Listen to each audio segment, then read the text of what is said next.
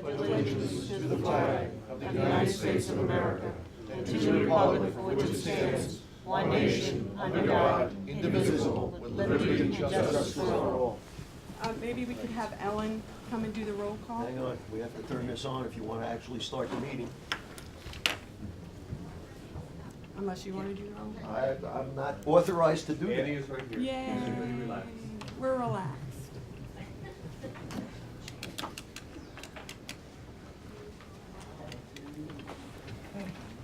Did you have lunch? No. Do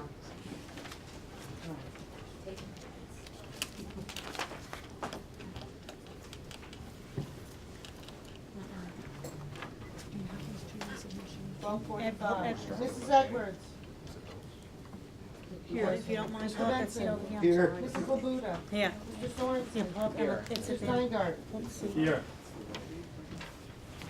Thanks, Dick. The one for Steve Rodan.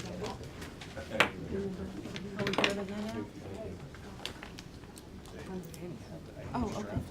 Okay. Sorry. No, you can Josh can go on. Okay. So what I'd like to do with the agenda is actually start with the reports. What we did last January, and we're going to do this again very quickly, is go through what we had set as our goals and accomplishments for 2013, and anyone who wants to bring up what will continue on to 2014. Then we'll have two brief discussions with some draft resolutions and public comment at the end. So to start with public safety, Dick, you want to take it away? Yep, good afternoon, everybody. During the past year, we had a number of accomplishments. Of course, we have a number of projects that are ongoing. And very briefly, one of the biggest ones was the floods and the storm recovery from working with FEMA after Irene and Sandy, Superstorm Sandy, as we've learned. We're still continuing to work with FEMA folks. They're working with the county DPW, looking at bridges that have been repaired and so forth. So this is far from being over, but that was a lengthy process. And of course, we have new incentives that the feds are putting in place for us so that if we have storms in the future, we're better prepared. Hazard mitigation plan was... I'm sorry to interrupt you, Dick. Could you just say what incentives really mean? Incentives is that we have to have more planning and more proactive activities so that we do not repeat floods in locations that we've had in the past. And also, I think a very critical point is that people have to take training, and we're not eligible for funding if that training hasn't been completed. Am I correct in that understanding? It's true, but that's in NIMS training, which all of the emergency services are taking the basic training as they enter the police service, the fire service, EMS service. And we've got most of our employees, DPW, supervisors and so forth, all that are being brought up to speed of the upper level so that when we have an incident, we can work under the unified command. Okay, thank you. So, and if we don't do that, then the feds, when they come to give us a grant, the first question is the county NIMS compliant? And the answer is yes or no. And if you put a no, forget about the grant. So Okay. that's why it's real important that we're up to speed. And that's why I use the word incentives. Okay, yeah, they have a lot of those. They twist your arm. Hazard mitigation plan was completed with the help of the planning department back in October 2012. That's a year ago, last October.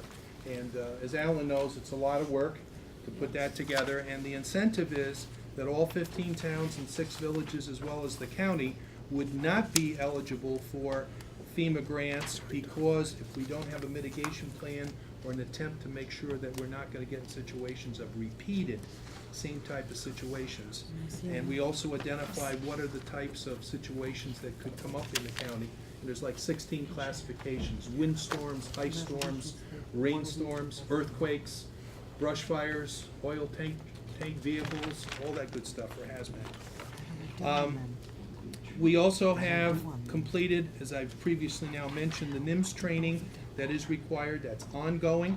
And one of the things that we have to do, Cora, is that we have to speak with you and with the chairman, that we get the 401 class for all of our legislators. That's one for leaders of the county that are political leaders, and get you to sit down so you thoroughly understand how we do the chain of command. So I will coordinate that with your office and so forth. I appreciate that. We're also gonna do this with the town supervisors, incidentally. I met with the town of Mamakating the other morning. There's a couple new supervisors in the county, as you know, and they also need that training. We've continued to work a lot closer with National Weather Service, obviously, because of the weather situations we've been going through, and we tried to, how can I say, work with their forecast. But weather's like everything else. If the weather comes in on Saturday, the best answer to what happened is in the news on Monday morning.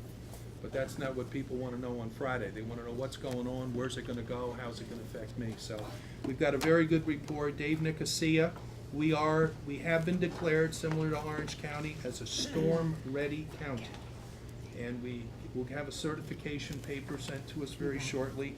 We were storm-ready in the past, and what that basically means that we have a number of ways that we communicate storm events to not only our internal staff, people who are first responders, but also to the public. And we are going to be working hopefully more with the social networks to try to make sure that we can take advantage of that way to speak to everyone. Obviously, the radio interoperability project is very much alive, and that's the upgrade of our emergency services radio system. We're hoping, we've got 2 radio sites that we were supposed to have up and built, the backbone being built, by the end of March. We're working with contractors right now to close out. Kathy Jones has been fantastic.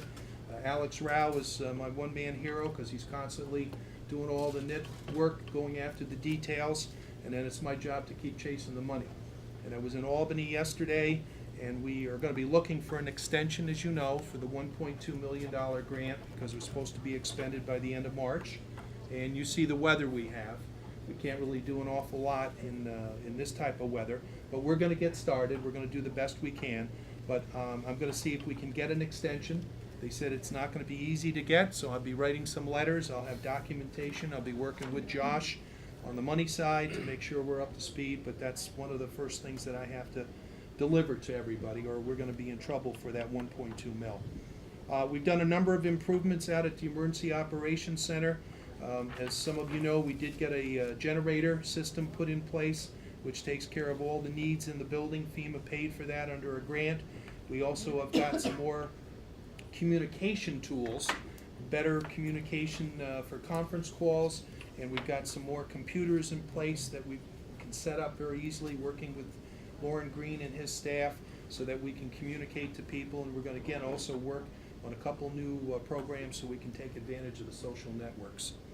That's kind of critical, and we got to find the right people to do that. Could you explain what you mean by take advantage of the social networks? Okay, everybody today is working with, I may say it wrong, Twitter, thank you. And also, what's the one that everybody's in? Facebook. Okay, so Facebook, lots of things happen, and it's out on Facebook in a heartbeat, and people look at it all the time. We want to have a site on Facebook that people can go to, similar to what we would put out information into the news and to the print press, but that's too late. We want to give it out right now. So we need to put somebody in place who will be working with us at the EOC, who will be directly given the information, put it into the system, also answer questions that people may have, or tell them where they can get the answers. Orange County has done quite a good job here within the last year, and I would like to mirror what they've done. And so are the other counties in the state as I talk to the other emergency operation managers. That's where it's going. Is that a 911 Facebook account? No, 911. No. Don't mix the two. We're talking about an emergency operations Sullivan County account, which will be on Facebook, that you can go to and you can get information, and we can broadcast that information right from the EOC when we're under a state of emergency. Okay? For instance, we got to close Willow-Weemock Road. We're going to throw it out on that particular site, so that when you look at the site, you say, "Uh-oh, I'm in trouble to get home." Okay? That's if your lights are still working, you still have that's electricity. Well, Otherwise, there's- you're not gonna I get can't- anything. I can't buy everybody a generator. I mean, this is. I don't have a this is generator, so. It wouldn't work. in Keep the Willow. battery charged. It wouldn't work. No cell tower. We'll see. But then you're gonna have to come Alex, to can you more sit at the table populated and then area. let that Okay? gentleman sit there? Okay, that having been said, I gotta keep moving here. Go ahead. Also, this past fall, I had to attend a 4-day certification by New York State to continue as your Emergency Operations Director. The county manager also attended a one-day mandatory attendance, and he's completed his responsibilities. We are going to be having some for fire chiefs, captains of EMS agencies, and other emergency response agencies, Red Cross and so forth, during the course of this year. And the state OEM office is coordinating all of that. But that's a new phase of Governor Cuomo's Leaning Forward program. Leaning Forward is he wants us to be ready before the emergency. He doesn't want us to respond after it's a bad thing.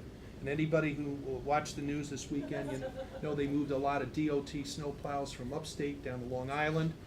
They got to use some of them, and then they brought them back, and now they're out in Buffalo, and they're up at Tug Hill and Lewis and Jefferson County on 81 up in Pulaski in Mexico. But that's a more proactive approach than we've ever had. I've got to say, whether you like this governor or not, he is with us 100% for protection of the public. And watching him yesterday, I mean, I couldn't have been prouder. There are 125 of us that represented the emergency services. He gave us a lot of credit, and I'm very proud to represent not only this county, but as president of the state coordinators, all 57 counties from the fire service. And we had 12 of our senior members present. We had troopers, the superintendent was there, and we also had the general and 50 National Guard guys. As I mentioned to somebody today, I would like to have the money for the uniforms we all wear yesterday. I bet you it's $250,000. But we were all there, and hopefully we've done a good job in the past. We also have had, under the DWI office, driving while intoxicated, 12 VIPs, which was anyone who's convicted of a DWI in Sullivan County must attend a victim impact panel session. We have it over in your big hearing room. We have them every other month, and over the last 2 years, we've had in excess of 720 people who have attended. That's how many people who have been convicted of a DWI in Sullivan County.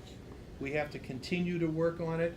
I know that when the DA was here, he was not happy with some of the numbers for this year. He shared that with you, and we're going to have to look at that. I've already spoke with the police chiefs as to how they're able, with all the requirements they have to do and the calls they answer, to make sure that we keep the DWI program and sobriety checkpoints on their calendars. Over at the Fire Training Center, over the course of the last 2 years, we're averaging about 1,000 students per year. 1,000 students. And this comes primarily from fire, but we also have police agencies in there, EMS. We recently did some work with our county DPW snowplow drivers for their one-day training. And next week we have one for trench work. DPW will be out there. State DOT has been out with us. We've had OEM meetings. The U.S. Park Service has been in, done some training at the tower for their tactical team. And we also had the state the animal folks who take care of the animals, the dogs and so forth. They had their officers come last fall for training, an all-day training session, as well as National Weather Service has been out there for training. EMS, we're trying to encourage them to do more with us. They do a lot of their own training, but we want to bring them over and give them the advantage of using the building when it's available. And last but not least, one of the things that we have to continue to do, it's due right now, we have over 30 AEDs in the county buildings, and we've got to get our employees recertified for CPR and operating the AEDs. We've got them all up to speed as far as inspection and so forth from the vendor, but that's something that's as important as anything as fire departments are looking for us to make sure that our fire extinguishers are up. DPW does a good job to maintain them, and then under our supervision of OEM, we're taking care of the AEDs. Have you heard enough? Thank you, yes. Yes. So be it. Do I have a second on the motion? Okay, Jeff, do you mind sitting at the table? Yes.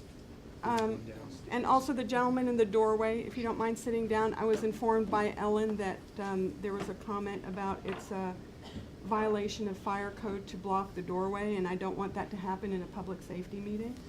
So if somebody doesn't mind, Mr. Pantel, getting some of the extra chairs that are out in the lobby. There's some orange chairs, and we can, red chairs, excuse me, and we can put them here so that everyone who's waiting can have a seat. Do you mind helping us out there? I just see Blake. I see this. Yeah, I see about 3 people. All right, if they don't want to come in. Well, they're welcome to come in. Okay, good. All right, so now, Alex, if you'd like to take a turn at the bat. Thank you for coming, Sheriff Schiff, and I received your friend request on Facebook. Thank you very much. We talked about Facebook today, so I'll be confirming that. Thank you.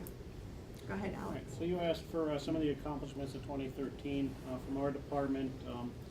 We've made some significant forward movement on the radio project, as Dick mentioned, getting the vendors lined up, getting bids out, getting specifications done for tower construction.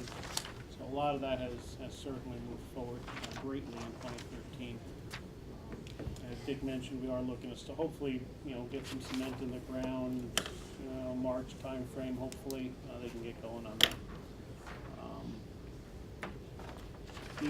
We've completed ongoing training for the dispatchers. They took some classes in active shooter, how to handle active shooter calls. It's pretty prevalent in a lot of emergency services training programs now. But how do the dispatchers react when they when kids start calling from a school, cell phone, teachers? So they completed some training down in Orange County, as well as other special needs callers, hearing impaired, etc. So ongoing training for dispatch. Completed several tours of the 911 center, a couple of school groups, scout groups, and we frequently have departments, emergency service members come in to take a tour of the center. A lot of them are in the field. Unfortunately, not all of them always get to the center to see what happens behind the scenes, which we encourage.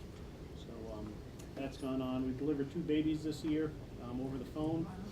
We had 1 cardiac arrest saved, which is probably the highlight of my report. It's, that's probably the most important thing we can do out there. The other stuff is important, but actually helping the people on the phone is key. We initiated the upgrades to the E911 phone system. So again, we put bids out. We were able to successfully get a grant to help with that, actually to pay for it in its entirety. So the new 911 phone system should be installed probably over the next 3 months or so. So there'll be a little bit of transition there.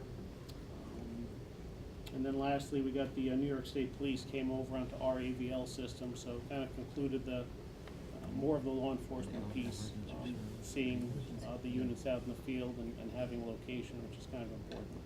So we did that this year as well. You've been busy. Yeah, the Yeah. radio project is huge. I mean, that's been a full-time job. And Chella's been able to step up into your position so that you can do that. Handling much of the day-to-day stuff and beyond.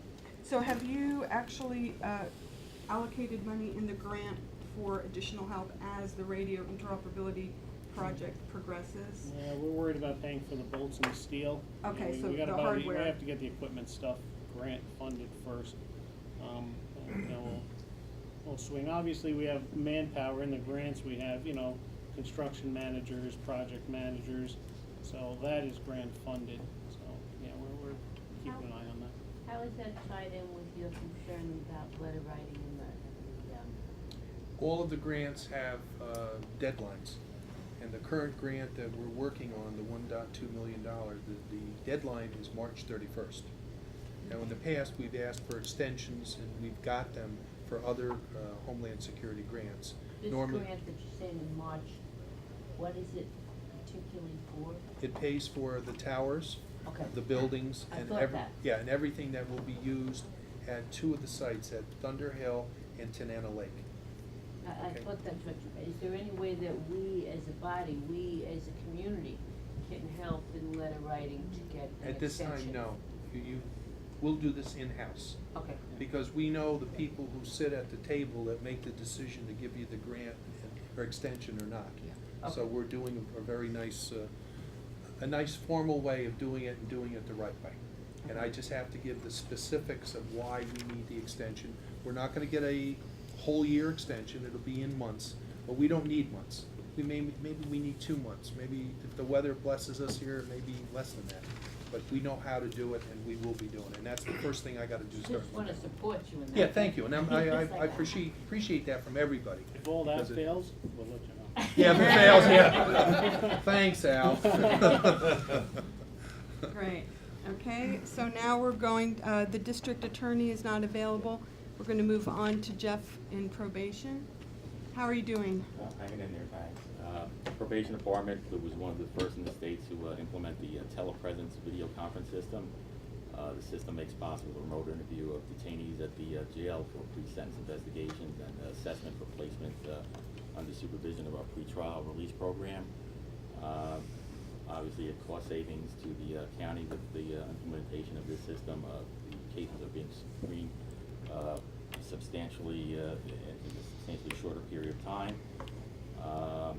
It's really ramping up now, and also the department has become the lead agency with the development of a new mandated juvenile detention risk assessment that the state wants done this coming year. We're doing this in conjunction with the Family Court, the Department of Family Services, Legal Department, local police departments, and the New York State Police. This assessment instrument is designed to preserve the option of detention and to reduce unnecessary placements. In line with that, we've revamped our JD intake process, which has resulted in less cases being referred to family court. This results, of course, in substantial savings to the county in placement costs. It's about, so far, we referred about a third less cases than we did in 2012. And what did you contribute that to, Jeff? We established new guidelines. We made sure it was okay by the state that a lot of times you couldn't go through the diversion process more than once. And we've established that for some low-level cases that individuals can go through the diversion process more than once before a one-shot deal. And you did have repeat offenders, and it was semi-ridiculous because maybe you had somebody that did a petty larceny at 70 years old, and then they're 15, and they took their parents' car out for a joyride. It's not going to be the next Charlie Manson. It would really necessitate the involvement of family court of long-term intervention, the short-term intervention for probation. And it's been shown statistically works, and these individuals rarely come back to into the system. So, And what age group is that again, Jeff? It's from age 7 to up to including age 15. And how long will it take before you start to see the results of that implementation? We've already seen the results of that. We have a third less cases. Oh, you were saying- referred to family court for 2013. We implemented it in 2013. And this was something that was voluntary in terms of implementation, or That's it's correct. a... We just reviewed the process that has gone on for ages in the probation department and discussing how other counties with other directors, how they handle the diversion process. I thought there was the probability that this would work for us, because other counties have revamped their processes in a similar fashion and have had the same type of results, that less individuals are being referred to family court, and down the line these individuals aren't coming back into the system, so it does work. Thanks. And finally, we've established one of the highest compliance rates for DNA collection and submissions to the state DNA data bank. There's been a 34% increase of submissions since 2012 and 54% increase since 2011. So we've really tightened down our protocols and making sure everybody that is eligible to submit DNA is doing so. That's good. Those are three things in which Sullivan County's sort of on the forefront of doing. So it's good for us to know, like how other counties, if other counties are approaching us to say, how is Sullivan County doing something? Because I know after you put in place the video conferencing with the jail, other counties started asking. I think Ulster wanted to implement that.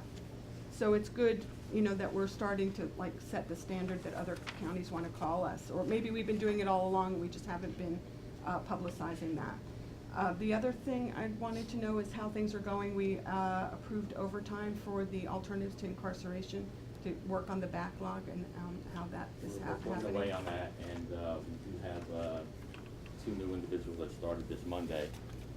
And we're putting one of those individuals into the pretrial release program once they come up to speed. And we've also been working on a comprehensive staffing plan with Josh, your team, and I know the sheriff stepped out for just a second, but we've also been working on a comprehensive staffing plan for the sheriff's department. And one thing I hope would be a goal that I would like to see, correct me if I'm wrong on the name of the project, I think it was Project Nightlight, or Searchlight, or. Yeah, it was called Nightlight originally, it's called Splinter now, Splinter. which is the evening home visits. We expect, once we're at full staffing, to reinstitute that program. What kind of increase, because what you're saying is this is an added extra? Once you've gotten your staffing needs, then you can Right- go right to now, that? the program's on hold, we didn't have the staffing, and the sheriff also didn't have staffing to allow for that program to continue. It was basically discontinued in August of last year. Okay, can you just describe, so all the legislators are aware of how that, and did we lose Mike? Oh. What's that? I didn't hear you. What did- I said, I hope not, he's my ride. Oh, What was the question? what we're talking about is that we've been working with Josh on a comprehensive staffing plan, both for probation and for the sheriff's office, a list of all of the needs, to fulfill. There had been that Project Nightlight, which then became Project Splinter, and then that was put on hold while there was that, kind of filling the vacancies. So what I was asking Jeff is if he would describe for all the legislators how that Project Splinter worked, so that people, all the legislators understand that those two aspects of how that project was helping. Okay. Well, essentially, the Cliff Notes version of that is a ride-around, an evening ride-around program with the sheriff's deputy. To, Mike, we're talking about Project Splinter? Project, that's correct. And these home visits are, go to probationers' homes, places of employment for those individuals that have nice employment, just to ensure that they're being honest about their residence and what's going on. These are not scheduled surprise visits, and it's a great program because nobody really expects a knock at the door at 8 o'clock, 10 o'clock, 11 o'clock at night, and you catch a whole bunch of people doing stuff they're not supposed to be doing. I'd also like to take an opportunity right now to express my gratitude to the sheriff's department. There was an incident that occurred this Monday with a felony probationer that the probation had received a tip that he was holding his family hostage. We dispatched 2 officers, and en route it was decided to ask for the sheriff's department's assistance with that. There was a possibility that individual was armed. It turned out he wasn't, but it became a much more secure process with the sheriff there. So what we were talking about, Mike, was that we're looking at the comprehensive staffing plan, both for probation with Josh and the list that you gave us last week, putting it all together into one comprehensive plan to get back to like the minimum staffing levels before something like the Project Splinter could then be implemented. But, I just want to make sure that the basics are covered, because now that we've sort of turned a corner in terms of our budget, we have a bit more breathing room that we didn't have last year.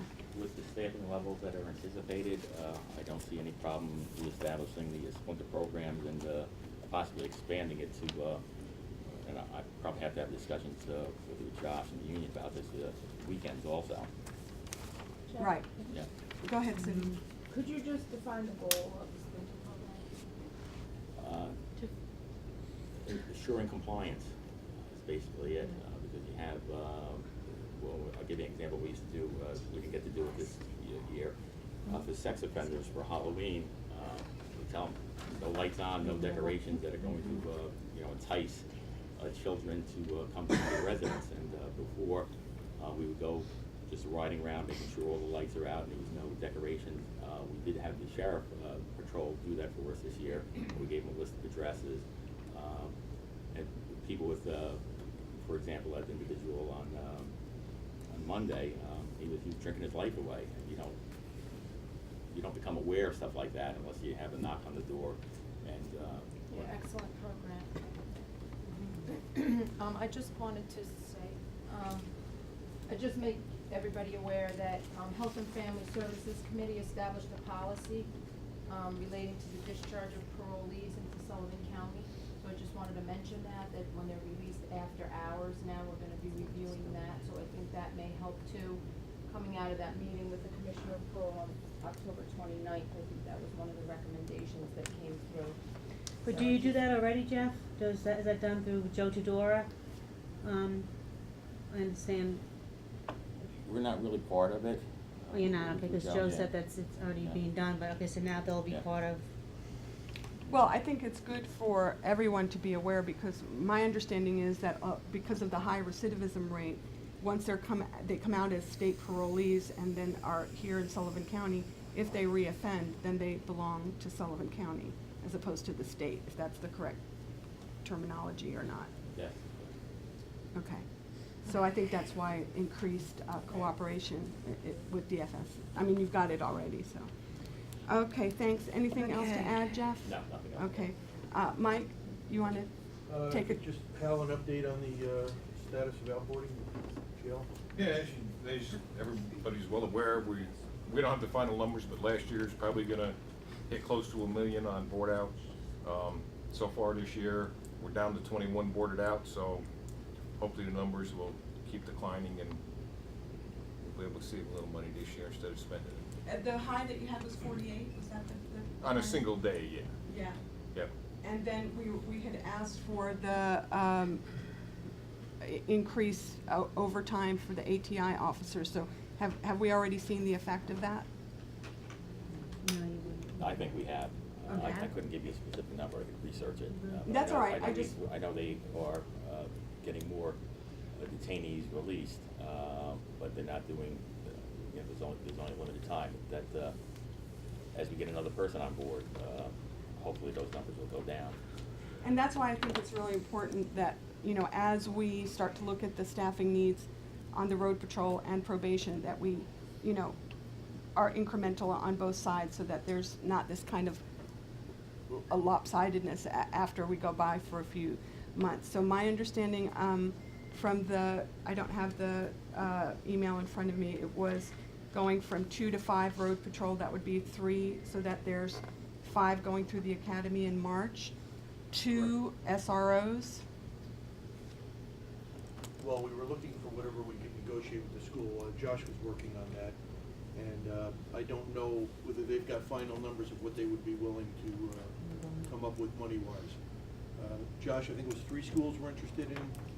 There was, if you recall at the meeting, there was the 2 that were firm commitments, and there was 1 that had to go back to their board to talk numbers and see what the willingness was. But there's 2 firm and a potential 3rd. So out of those 2 firms, has there been a number established as to how much is the school share and how much is the county share? The schools generally were willing to pay for the SROs when they're in the building. That could range around a 70 to 75% reimbursement. So we would be paying for them when we utilize them in the summer, Christmas break, Easter break. They would be our responsibility, but they would be willing to pay while they were in the on campus. So to So speak. we're paying during the break times? Okay. Correct. And then, would they also be going through the academy? They all have to go through the Okay. academy. The officer that would be hired would not be the officer going to the school. The officer hired would go on the road when they get out of the academy, and a senior officer that is skilled would be put into the school. Okay. So it wouldn't be, the guy you hire for that wouldn't be the person that would become the SRO. I got you. And then the kind of ballpark figures when you consider the salary, the benefits, the uniforms, the transportation, the academy cost, comes out to about $100,000 per. Ballpark, I think Ballpark. the junior person is about 85 with everything built in. But by the time, with the steps as they go up and getting out of the academy, the numbers start bumping up. We would have to work out with the schools, get ahold of Sam, do a contract, whether we pay as we do with BOCES for the time they're in the school, or we ask, you pay this percent, and when there's an emergency, they get pulled out of the school and not do the nickel and dime and just have a lump sum. But that's something we would have to negotiate with them. Right. And I know that, given the kind of prevention measures that happen with the school and the relationships that are built in the schools, I'm a very strong supporter of SROs, and I believe that it's very difficult to quantify to say, but as a result of having one SRO in the school, we prevented X number of crimes happening. But I do know from the SROs that are there they're kind of the ones that hear the first thing, what's going on, and. It's a win-win, and it wasn't a duty we had anticipated picking up, but when the state police pulled out of the schools, a void was left, and it's something that we couldn't ignore. And the duties and the major things, it doesn't have to be an active shooter. It could be, I know Louis several times has gotten word from children that there's a potential suicide, where they'll intervene at night. There's all kinds of information where tragedies can be averted by being involved. And then there's the other piece where just you gather information on ongoing crimes, burglaries, criminal mischiefs, whatever it might be. And also having that officer there sets a better tone in the school. It helps the schools tremendously. They get the value, and they understand what the value of having them there, and they want it. And I don't blame them. It's just a matter of figuring out financially, how do we make that happen?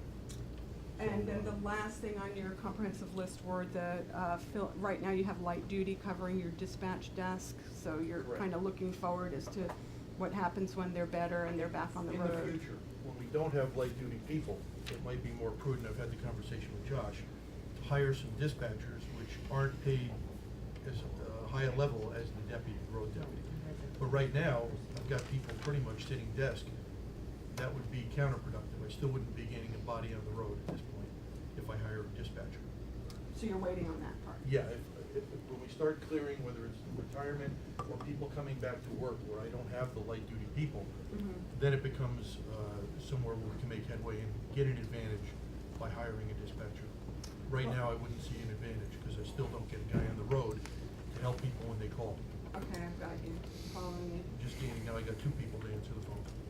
And there are times where it's busy where that's helpful, but that's, long-term, we need to get deputies on the road to answer complaints and solve crimes. And March is sort of the D-Day for getting them through the academy.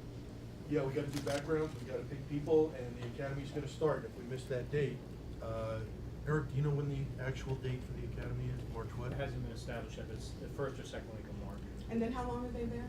6 months. So if we miss that academy, we're looking at next fall to start getting people in and get them trained. Okay, Puts thanks us so further much behind the 8 ball. for getting that together. Blake, did you, Homegrown, wanna mention that? Who we arrested lately. Yesterday, we were down at Glen Spey, executed a search warrant down there on a house which was used exclusively for growing marijuana. Harvested a lot of plants. Ultimately, ended up with 80 pounds of pretty high-grade marijuana. Resulted in a obviously, the guy wasn't using it for his own. Blake, there's a big buzz going around the room all of a sudden. I think people are wondering if they can start a medical marijuana business now in New York State or not. Just let us know where you're gonna do it. Thank We will find you. I wouldn't do it just yet. You know, I see, the governor had some comments on that, but until it's a law, I wouldn't. 80 pounds was a lot of marijuana. That was after it was actually harvested. You know, it doesn't include the stems and sticks and all that. So that's all I have. So was it processed already, you think, or the? Whoa. Myra wants to That's way too much detail. Ira, ask about the Economic sales tax. development. Well, listen, when we do an investigation into this, we just don't barge into somebody's house thinking of growing marijuana. We actually, there's a little bit more to it. They have these people, they're making a living out of it, they're making millions of dollars. They have a grow cycle. They got all sizes of plants, and we try to execute our search warrants when we're going to interrupt their harvesting and their selling of it. So that's why we end up with 80 pounds and not 8 pounds. Shouldn't this be Keep an some ag and secrets. sustainability? Yeah. There should be an ag and sustainability. All right. Okay. Thanks so much, Blake. And what I'd like to do now is just go very quickly to 2 resolutions. I'm going to read the first one very quickly. It has to do with, it's introduced by Public Safety and Law Enforcement Committee to amend Resolution 26913 regarding costs for the per diem emergency services training center facilitator, whereas Resolution 26913 was adopted by the Sullivan County Legislature on July 18th. 2013 to create an emergency services training center facilitator per diem position. And whereas it is the desire of the legislature to amend Resolution 269-13 by not requiring the fire departments of Sullivan County to reimburse the county for the cost of the facilitator for the year 2014. Now therefore be it resolved that the Sullivan County Legislature hereby amends Resolution 269-13 by not requiring the fire departments of Sullivan County to reimburse the county for the cost of per diem emergency services training facilitator at a cost not to exceed $5,000 for the year 2014. Move it. I'll second it. Thank you very much. I'd like to, I'd like to amend it where it says by not requiring fire departments, I also want to include any other emergency services agencies. Or any other emergency services agencies. Okay, so I'll second the amendment.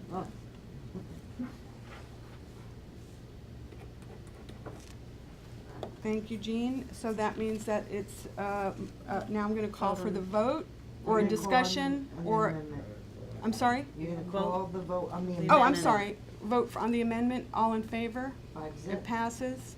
And the resolution Any as opposed? amended. Okay, now I'm gonna call for a vote for the resolution as amended. All in 5-0. favor? It passes. Okay, and then the next resolution I'd like to put forward is the resolution introduced by Public Safety and Law Enforcement Committee to create a temporary electrical licensing advisory panel. Please note, it is not a board.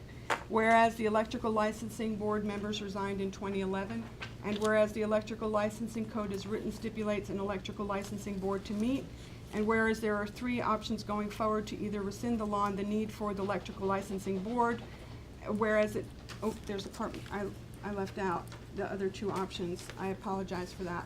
Whereas it is the desire of the legislature that these 3 options, which aren't mentioned, need to be researched by a temporary licensing advisory panel, therefore be it resolved that a temporary 6-month electrical licensing advisory panel of 7 members be established to review the options and make recommendations to the legislature for the period of February to July 2014. We'll have to amend that, with recommendations to be made to the legislature in July 2014. Okay, so I'd like to have a motion to move this for discussion. I'll move it. Second. I'll second it for discussion. Second it for discussion, thank you. Okay, so to put this discussion forward, I'm just gonna give the Reader's Digest condensed notes, Cliff version of what's been going on for the last 2 years with the Electrical Licensing Board. We have an electrical licensing law that's on the books, and right now we are out of compliance with the law because it's just basically a dead law. We don't have a board that meets, and we don't have any, what's the word for it? We have no enforcement capabilities, let's put it that way. And so it's not good for us as a county to have a law that's ineffectual.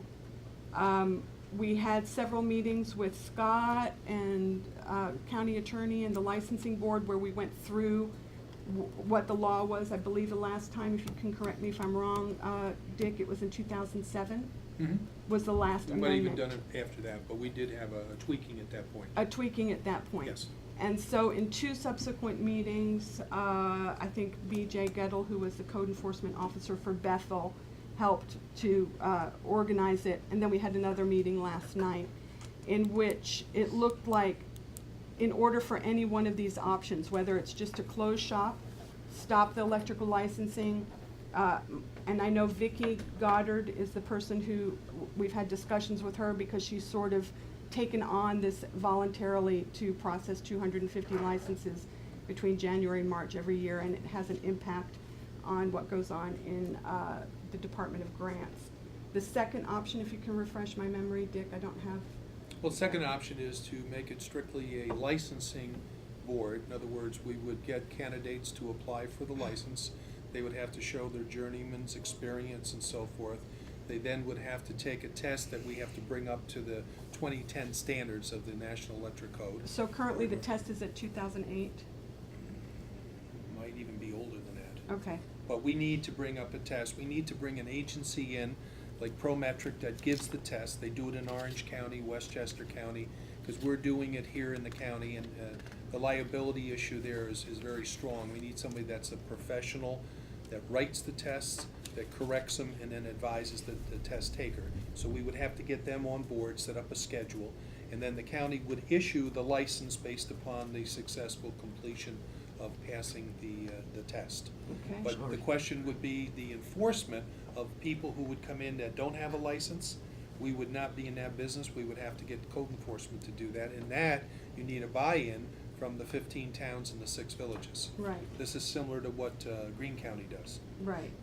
And last night, we did have an inspector at the Electrical Licensing Board who talked about the experience in Delaware where there is no electrical licenses, no board, no law. And I asked him, what are the impacts of that? And he said, there's just a lot of work that's not done properly, that he can't inspect, it has to go back. And I said, well, what about here in Sullivan County? Because in a sense, the spectrum is from nothing to something like Orange County, which has a large enforcement capability. We're somewhere in the middle, we're neither here, we're neither there, and it can't really continue the way it has been with that. If we're gonna have a law, it has to be enforced, or can be enforced. If we can't enforce it, then, you know. So these are the kind of the 3 options that a review advisory panel would look at, and the types of functions, my understanding of what would be, the type of people that would be on the panel is someone from the utilities, like a NICEAG person, an electrical inspector, 2 employees from the county, and 3 to 4 master electricians. Those would be the functions to look at this as what are the 3 options. Those options would then be brought to the legislature for recommendation or adoption. Do you have any questions, Alan? Oh, sorry, Kitty, I didn't. I do have a couple of questions. You don't need to amend It has to 2014 do because you with the read whole it idea before it of was one even trade versus another trade in licensing. And it also has to do with the idea of inspection. I'm not clear, but I thought that whether it's my home or my business, it's the town that does the inspection, whether that's for my addition or for my new building. That's And correct. that inspection includes everything, not limited to my electrical. Am I correct in that? Yeah, code officer for the town has the authority to come in, make the inspection, and make sure that the work that's being done meets the New York State Building Code requirements, which there's books by subject, including the electricity. And if it was new construction, prior to the utility company giving service to the place, an electrical inspector, that's a different person than the code person. Code person works for the town or the village. Then that person would come in to make sure everything is up to snuff, it's correct, they sign off, and that goes to the utility company, and if it's approved, then the utility will give power for it. So I'm not really clear on why we're getting caught up in this. I mean. Caught up in what? In this electrical licensing panel or the electrical licensing, anything. My understanding is historically, we have been administering the licenses and the test. That's So correct. if the county was not administering the licenses or administering the test, who would be doing it? And that's why one of the options is for the county to get out of it completely. Right. But that's why we would want this advisory panel to lay out the 0 option to the, you know, whatever you want to call the other option. 0, middle, and Yeah, 'cause full if tilt. I'm thinking correctly, I might be a licensed electrician, but when I'm hiring somebody to do the wiring, I'm not doing all the wiring of all the places that somebody else is doing, Under your under my direction, license. under your direction, yes. Right, so just because you have a licensed electrician does not necessarily mean that the stuff going in my place has been done by a licensed electrician. The only way to make sure that it was done correctly would be by the outside electrical, The code The code enforcement guy. officer. And the third party And- inspector. And the third electrical inspector, correct. so I Most don't of, understand why we're trying to stay in this business. okay, when this originally started back in the 80s, the cities all have requirements to have a master license. Their enforcement is done by their code officers, the fire inspector. They went into plumbing. If you go into Poughkeepsie or Newburgh, it's all in that same house. In this case, our county in the early 80s, with the electricians supporting it, the supervisor said, we want to have a master program and the county will administrate it. Now, the difference is the towns could have a master program. They could require anybody working in the town, and they have to come and they collect the fee, but that could get very helter-skelter. In Westchester, that can happen. But let's go to the city or county of Orange. Orange now has an master electric board. But there also is one that's established for the city of Port Jervis, the city of Middletown, the city of Newburgh. So if you work in the city of Newburgh, and you want to stay in the city of Newburgh, you need to have a city of Newburgh license. Now, if you want to come to someplace else in Orange County, then there's got to be a reciprocal in Orange County. You have to pay for the difference and so forth. So it can get a little mind-boggling back and forth. But in terms of the safety and the work that they do, the intention always was in the 80s that the people who come to do the work have proved that they've been trained well enough through a journeyman's program. They're given an open book test. So they're educated well enough to make sure that they're using the right wire, they're using the right fusing, and all the necessary things they need to do. Is And- that any different than any other trade? No, Okay. no.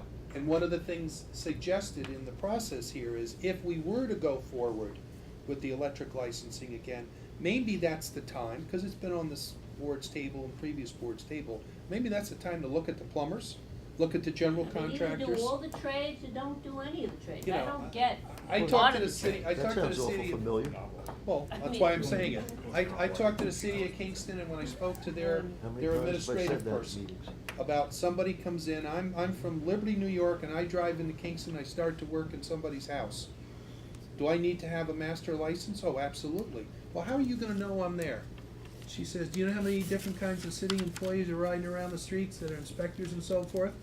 You're gonna order lumber and the lumber truck is there? You don't think we're looking what you're doing? And But if she's I'm- got, we if don't I'm have the- that, we don't have If I'm the that. carpenter putting up the building, instead of putting 2x4s every so many, I might put them up Yeah, instead of a twice. standard. You know, Right. I mean, I personally just don't get if we're licensing one, why we're not licensing all, and why we, the county, are involved in that when the inspection and stuff comes from the town. I just- Which, by the way, in the early 80s, code enforcement was nothing like it is today. Today, it is very, very strong. There's a lot, I'm a certified code inspector for the county. Gotta go to class 24 hours every year as a refresher. And I put in, I don't know how many hours just to get my certification. That was not like that back in the early 80s. Cindy had her hand up. I'm sorry, Dick, I didn't want to cut Yes, you sir. off. No, I'm in support of the review. I think that's the real issue, because from what I understand, the program itself was initially to train them in safety, because my dad's an electrician, so, you know, you don't want someone, you know, not installing the electrical wiring properly and you have fires or something. But I understand that we have no board, right? So the program, and is there a fee charged currently Yes, for the license? $100 a year. Okay, so there is a fee charge, and, is the training provided still? So there's no board, no training, but the fee is paid, so there's really no oversight currently right now, so we don't really know what's out there. So I'm in support of the review panel to figure out what's the best way to proceed with input from the electrical community, I would say. Well, unfortunately, you're not on the committee, so when it comes time to raise your hand. But I am on full board. Not If to it gets in open there. Not to open a firestorm, but the room is full of electricians right now. Maybe we should hear what they have to say. Well, what I'd like to do is then, we have not put this to a vote, we only put it out for a discussion. Okay, so right? I'll move it. So, I don't think we have a problem with the. No. okay, so I just want to clarify, it is 1:40 and our next committee meeting's at 2. So everybody who would like to make a public comment, please state your name and please be brief. I have one question in defense of those electricians that have sent us their $100 for this year. Yeah, What do you want us to do? Do you I'm want not us to cash prepared the? to answer that Well, question. we have checks from 100+ electricians that are willing to pay for the 2014 fee, which it's on the books with the county. You're And if- asking me right now as the chair of public safety? I'm asking everybody But the in the fee was for the, legislature. are they getting anything for paying a fee? Well, I would, if there's a complaint, we try to do the best we can. I don't know what you mean, what are they getting? Well, initially, like you say, the fee was charged for the training and the oversight of these electricians going out. But if they're paying $100 and there's no board in there, so, yeah. They're getting fleeced. Well, then what do you want us to Say do? it. their checks There you back. go. Excuse me My just a moment. position was you give them their $100 back until Till we we figure out resolve what it. I we're doing. agree. Okay, is it That's a where I'm I coming from. agree. I'm good with I'd send that. back the check. And Okay, I'll wait, play with it. before we come to a consensus, I'd like to recognize Iris had his hand up for a while. I have a question. Why aren't we just, why create a board to review a board? Why aren't we just appoint and let them make the suggestions, whether it should continue or where we should go? Are there any legal issues that if we appoint them that, I assume they serve at the will of the legislature, correct? They have a time, the way the local law is written, there's a time incentive. There's 5 members, one of which the chairman was the Commissioner of Public Safety. I really can't do that. I can't continue with all the work I've got. I can't do it. And I'm Well, upfront is- with you, but let's continue. The other 4 members are there by their title. There's a code enforcement officer, there's an electric company employee, which was an engineer, there's a county employee who's an electrician, there's an electrician who has a master license and is a business owner. Those are the various people that sit there beside myself. And that's the local law as you sit here now. And there is a time sequence for how long they can sit in that position, and then they have to either be reappointed or But they replaced. serve at the pleasure of the legislature, right? But We they can. can't enforce the law. They're not enforcing anything. So if I'm the electrician that's licensed and you're the unlicensed electrician and you're putting in Well, wiring, Kitty, I don't wanna get into whether it's effective or ineffective, I'm saying, it seems like we're creating a board to review a board. Are you not getting people that'll serve, that we can get the people to either get rid of it, make changes? But it seems like we're going through a process, creating a whole nother resolution, and why not just have the board appointed and go from there and make I've whatever asked suggestions? myself that question a few times, Ira, because it seems like the easy and straightforward way to go about it. But there's a local law that's on the books right now that's not being enforced. So once you've made that decision to reinstate an electrical licensing board, then basically you've taken out one of those options. There's only 2 options left. So if you want to do it that way, that would mean that you're then de facto stating, we're going to continue down this road. And we're taking out the option that Kitty put forward on the table. Or that board can't come back and say, listen, this really isn't working, we want to eliminate it? Why can't they? I'm not an attorney. No, this is a question, I'm just saying, it seems like we're going through creating another whole advisory board, just review it, instead of having the board come up with the recommendation. Now, if you can't get people to sit on it, that's another issue. What I'd like to do is we have to call the question on this resolution as it stands. It either dies or goes forward in this committee. Sorry, I'm not Scott? on the committee, but I just want to make a suggestion. I know Thank you. this resolution is not even on the agenda, so this is a handout. No, it's a discussion. Okay, so it should never, you should have never called a question on it. So what I I would apologize. suggest, is maybe table it for today, and we'll bring it up at another time, perhaps next month, or even in executive if we want to. And so that there's a little more discussion that happens.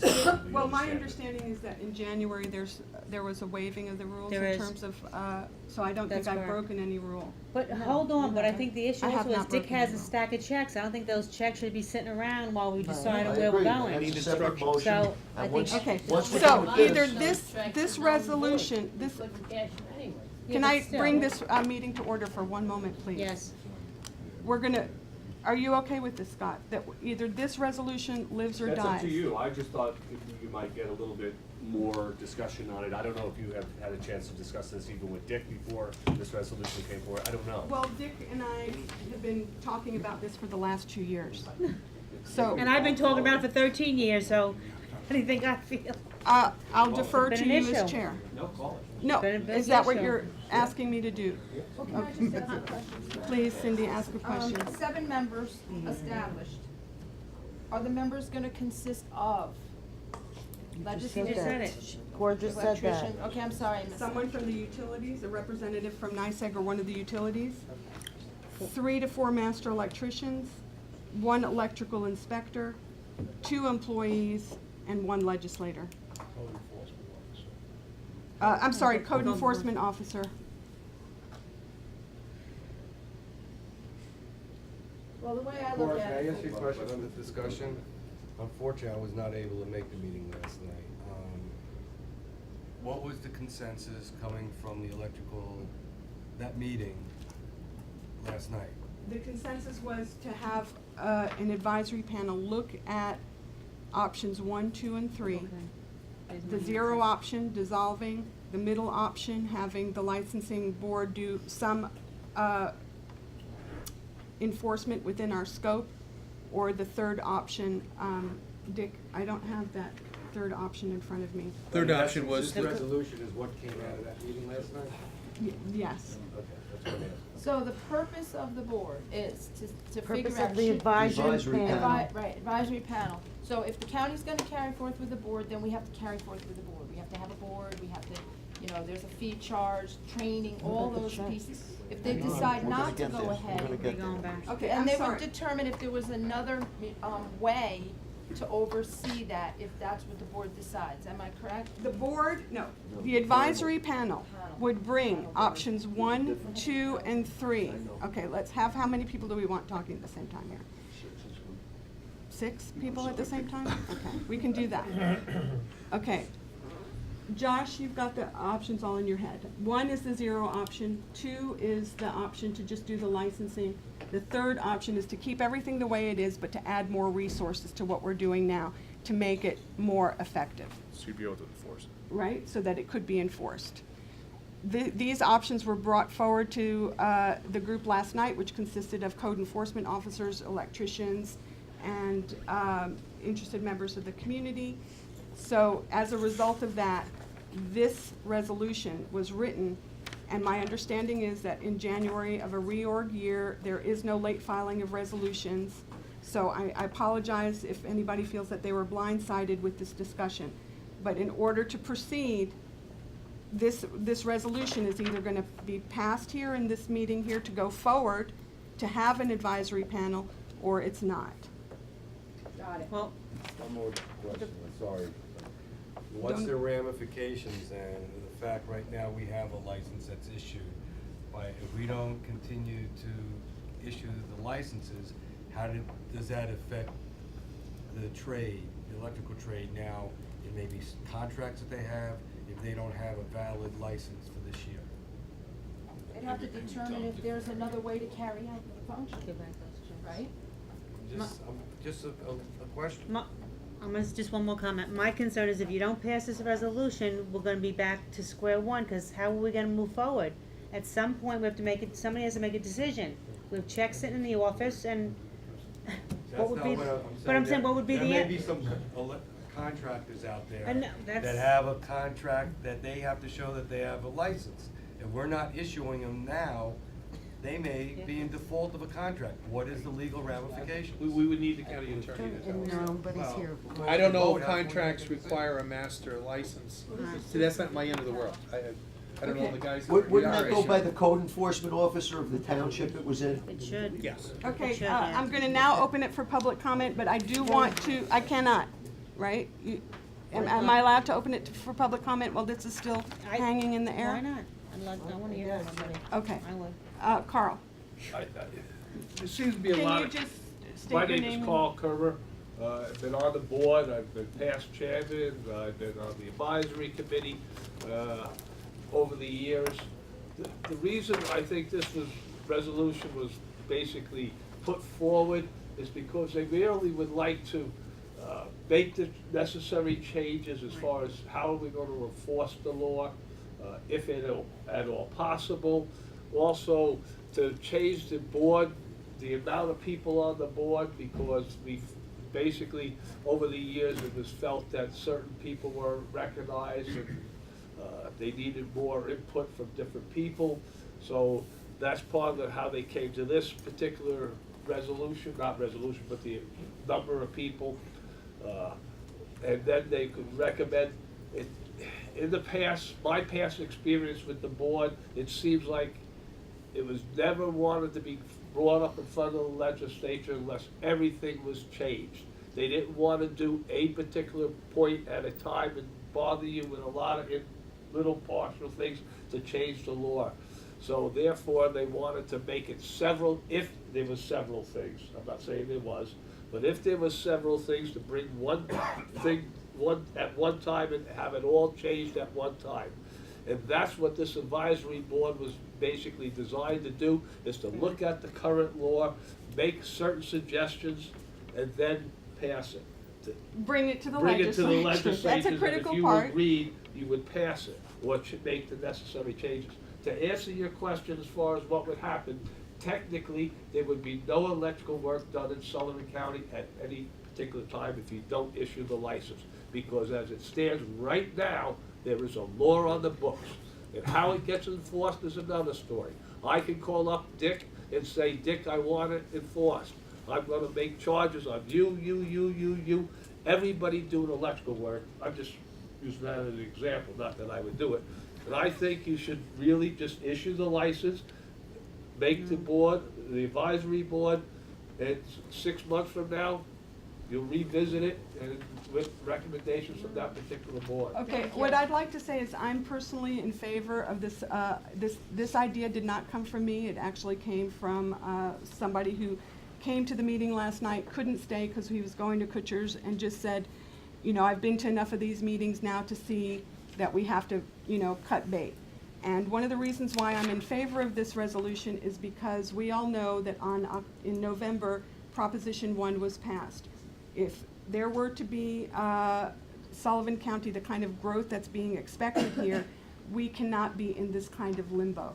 We have to be on one side of the fence or the other side, or something that suits the needs of Sullivan County, that suits the consumers, and that suits the electrical industry.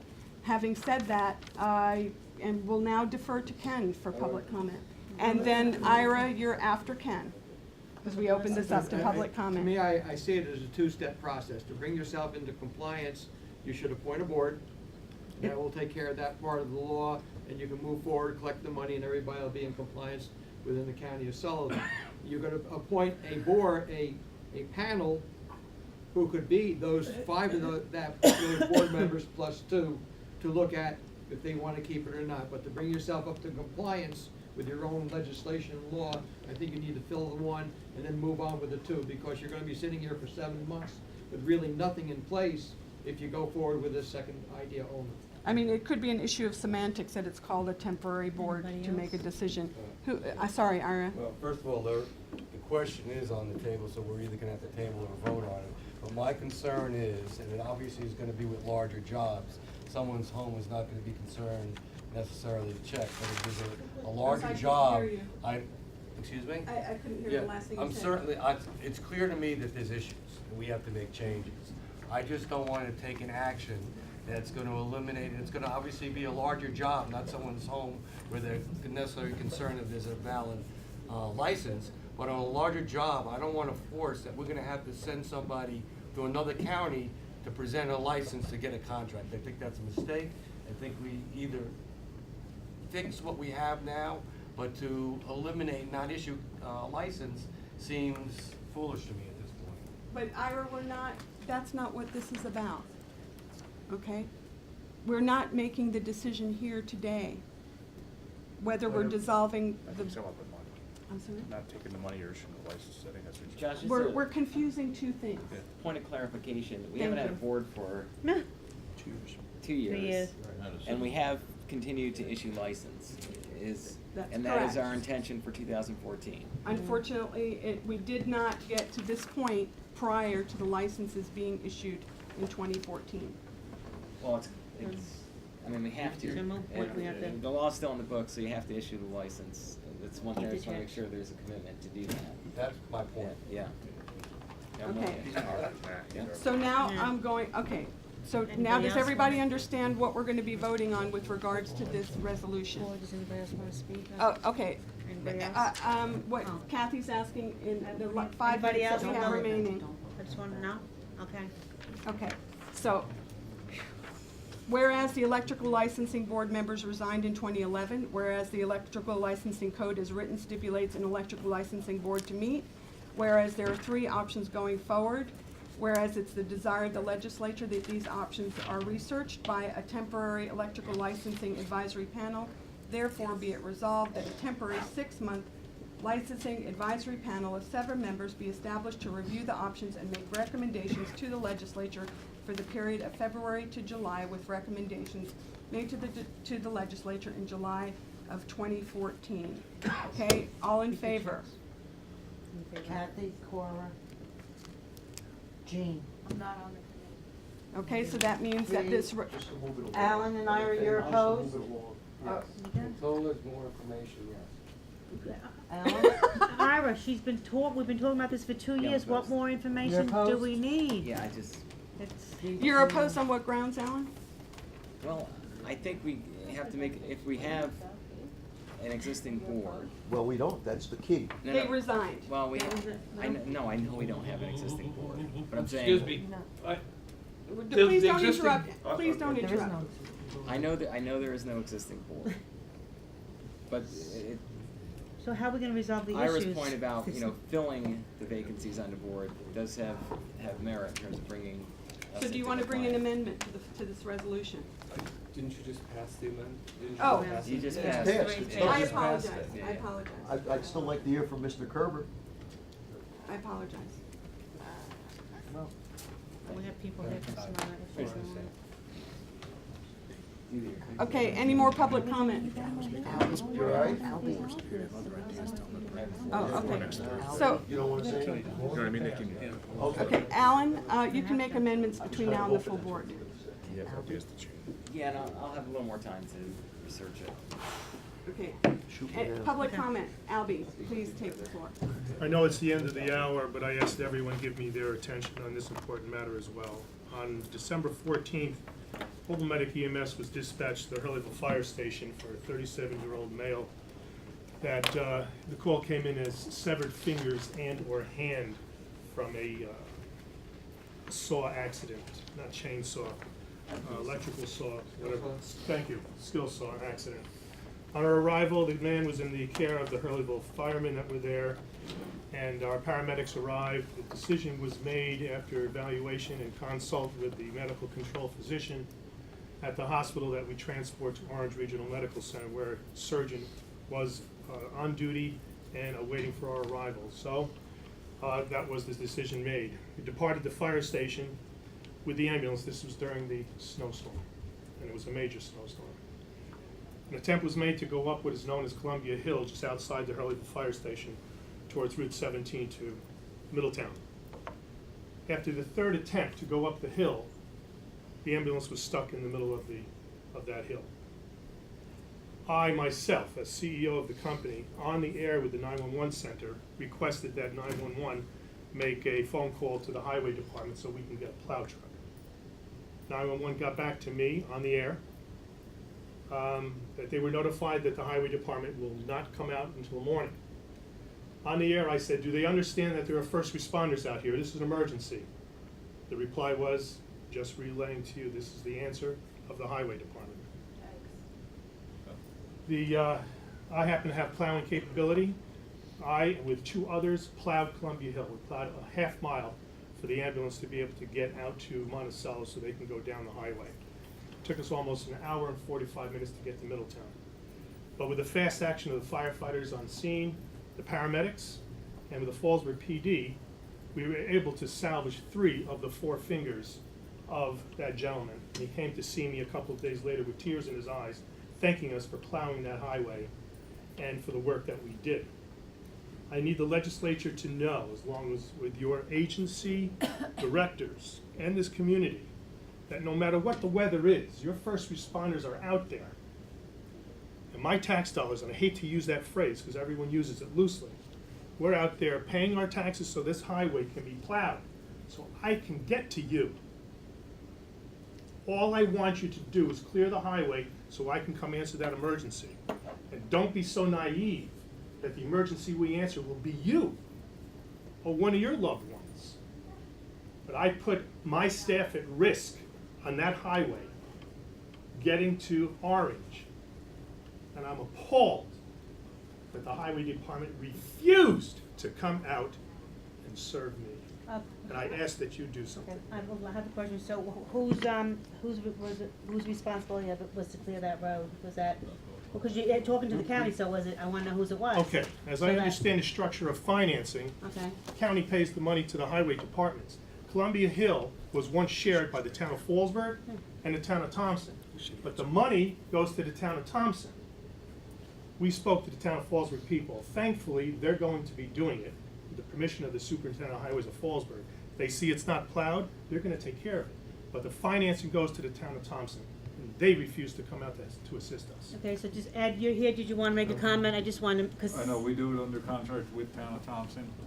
We did not get a call, I know that, to the county that night. I know we did have trucks on the road. I don't know how long it would have taken us to respond, in all honesty, because we're not in that particular area. We would have had to divert or call someone out to go to that hill. I don't know if we would have got there faster than you. So you're or not. county? I'm county. You're county, Yes. So we have the ability to call county as well? Wait, can I just The phone call was made to the interject town for of one Thompson Highway second? Department.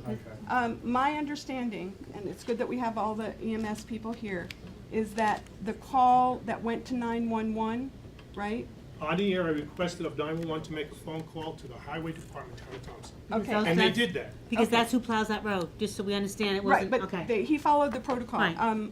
Alex, have you had a chance to review the tape or anything like that? You have, Dick? Yes, I think, Alex, you want to answer? Yeah, we've reviewed the tape. I personally haven't, but I did see the time and the order of what happened. We did call the highway department within a minute of when Albie did request, we contacted the town of Thompson. Okay, because I happened to go, did you want to add to that? Yeah, Dick? only that, I went through this when I was town supervisor in Liberty with the Sunset Lake Road, where the county employees were calling up the highway superintendent, me as supervisor, complaining about not getting out of work. So we set it up that we would send one of our trucks just prior to 4 o'clock, try to keep it around through 5 when most of the employees were leaving. But there are times where you could go through with a truck and treat the roadway, come back 40 minutes later, and it's the same way as it was when you first started. Everybody's got to give respect to the guys that are trying to take care of the road, too. Now, in this particular case, Albie had an immediate need. It needed to be taken care of. And the resources of where that road line was should never have played into it. Okay, what I'm suggesting is to let Alex and I first talk with our 911 dispatchers as to what they're going to do in the event we come up with a situation like we just went through. We'll speak with Ed, because some of this is county roads. But this isn't the only hill in Sullivan County. This could happen in White Sulphur Springs going to Dahlia. It could happen in Wurtsboro Hills, could happen in Bridgeville. We've got to take care of this countywide.